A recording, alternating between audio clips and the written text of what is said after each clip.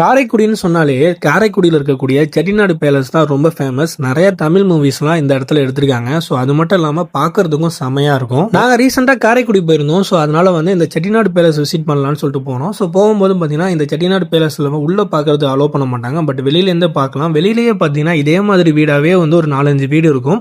So அது மட்டும் இல்லாமல் அந்த ஸ்ட்ரீட்டே பார்த்தீங்கன்னா ரொம்பவே வந்து ஒரு ஷூட்டிங் ஸ்பாட் மாதிரியே இருக்கும் அந்த இடம்லாம்.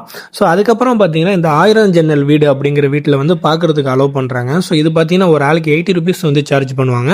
ஸோ அது மட்டும் இல்லாமல் நீங்கள் DSLR மாதிரி கேமரா உள்ளே எடுத்துகிட்டு போகிறதுக்கு அலோவ் பண்ண மாட்டாங்க. இந்த வீடு பார்த்தீங்கன்னா ஒரு 3 கட்டுக்கு வந்து இந்த வீடு இருக்கும். ஸோ உள்ளே போனோடனே இந்த ஒரு என்ட்ரன்ஸ் இருக்கும். பார்க்கவே செமையாக பெயிண்டிங்லாம் வேறு லெவலில் இருக்கும். ஸோ அதுக்கப்புறம் பார்த்தீங்கன்னா இந்த என்ட்ரன்ஸ் இருக்கும். இது பார்த்தீங்கன்னா நிறையா தமிழ் மூவிஸில் வந்து இந்த ஒரு இடம் வந்திருக்கும். நிறைய சாங்ஸில் கூட வந்திருக்கும்.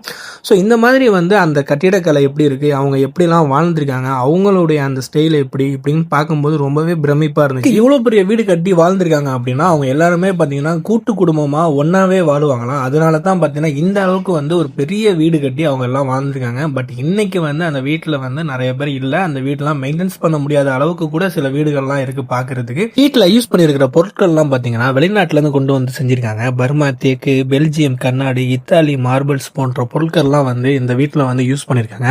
ஸோ இதனால் அவங்க என்ன சொல்ல வராங்கன்னா செட்டியார் சமூகம் அப்படிங்கிறது எந்த அளவுக்கு செல்வ செழிப்பாக இருந்திருக்கு அப்படிங்கிறத வந்து இன்றைக்குமே வந்து நம்ம பார்க்கும்போது அது ரொம்ப பிரமிப்பாக இருக்கு. 100 வருஷத்துக்கும் பழமையான இந்த மாதிரி வீடுகள், கட்டிடங்கள், வரலாற்று சிறப்புமிக்க இடங்கள்லாம் தமிழ்நாட்டில் பல இடங்கள்ல இன்றைக்குமே இருந்துகிட்டு தான் இருக்குது. அதில் சில விஷயங்கள் சரியான மெயின்டெனன்ஸ் இல்லாமல் அழியக்கூடிய சூழ்நிலையில இருந்துகிட்டு தான் இருக்குது.